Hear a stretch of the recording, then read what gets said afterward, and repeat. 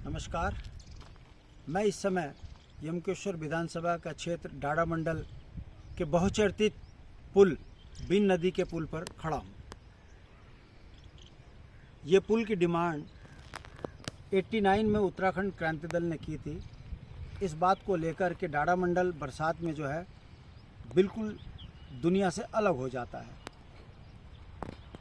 बहुत लंबा संघर्ष किया गया।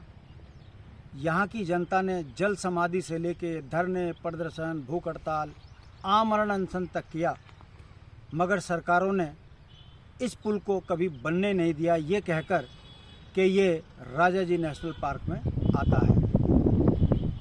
मगर अब लंबे संघर्ष के बाद इस पुल का निर्माण शुरू हो गया है, ये कहकर कि ये डाड़ा मंडल के क्षेत्र को जोड़ेगा। जबकि ज़मीनी हकीकत ये है कि जब यात्रा कावड़ की शुरू होती है तो ऋषिकेश हरिद्वार में कोई मार्ग नहीं है, जाम हो जाता है। ऐसे में बरसात के दौर में ये जो बाईपास पुल जो है हरिद्वार से निकल कर आते हैं, वो चीला होते हुए यहाँ से ऋषिकेश से होते हुए देहरादून, पौड़ी जाते हैं लोग। कहने का मतलब है अब सरकारों को इस पुल की नितांत आवश्यक थी।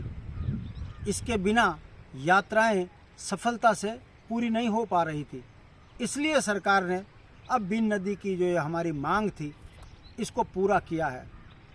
खुशी की बात है। दुख की बात यह है कि पुल का निर्माण है और कोई कर्मचारी यहाँ नहीं है। कहने का मतलब कार्य रुका हुआ है।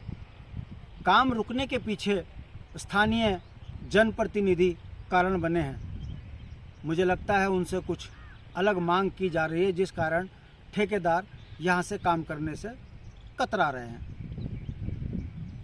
मेरा कहना है कि इस राज्य का ये दुर्भाग्य बन चुका है कि हर योजनाओं में भ्रष्टाचार चरम सीमा पर है।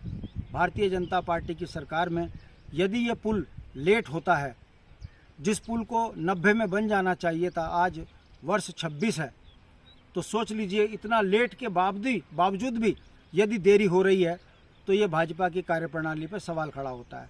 खैर, खुशी की बात है, ये पुल बनेगा तो डाड़ा मंडल के लोगों को बहुत लाभ मिलेगा। देखने वाली बात यह है कि ये पुल कब परवान चढ़ता है। नमस्कार।